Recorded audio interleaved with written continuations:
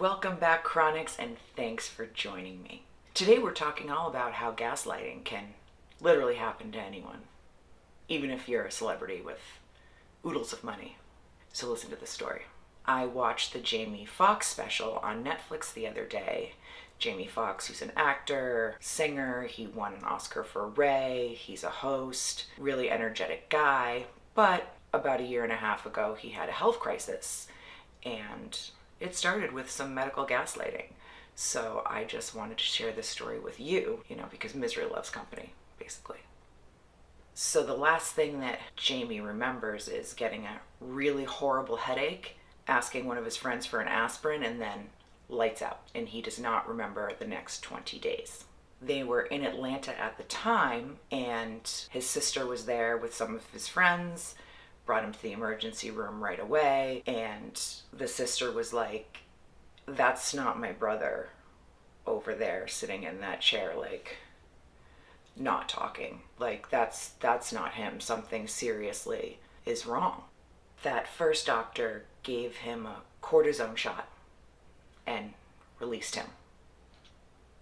Now, I would say, because Jaime Foxx is black, you have to add that into the medical gaslighting percentage. But the doctor was also black, so it couldn't have been that. But the other thing, did he not know who Jaime Foxx was?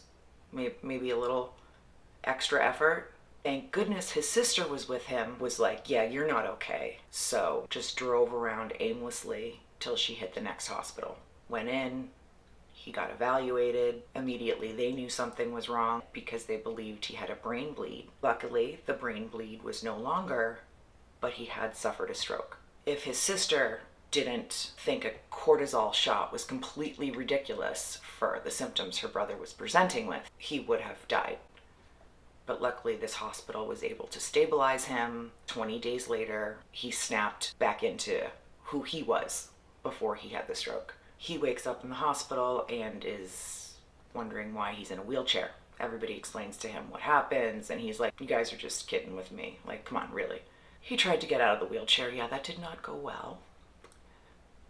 And once he realized his situation, he got extremely depressed, as anyone would, but especially depressed because of who he was, what he had accomplished, how much money he had, and now he's in a situation where he needs other people's help. It's a really humbling experience when all of a sudden your body fails you, whether that's just for a short period of time or a long period of time. You have to kind of come to terms with that and fight back. He was refusing physical therapy and was just wallowing in his sadness until a nurse came along who apparently was the drill sergeant of nurses and was like, "Get up!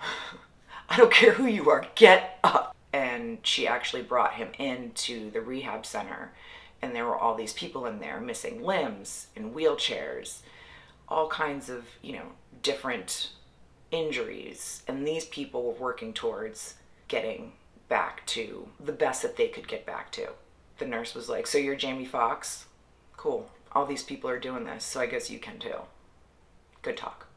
So he committed to it, rehabbed, and it was the worst, hardest year of his life, but he can walk again and he can do a comedy special. I wanted to share this story because I think it really expresses that no matter who you are, if you don't have your health, you don't have anything. And people take their health for granted every single day.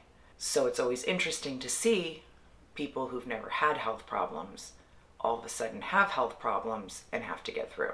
As he was rehabbing to kind of keep his spirits up, he would do different impressions of different actors like Denzel Washington and Jay-Z, because he told himself if he could stay funny, he could stay alive. And I thought that was a really good lesson, that whatever that inner strength is for you, that's what you got to go back to and pull for the ultimate strength when you feel like you're at the bottom of a bucket.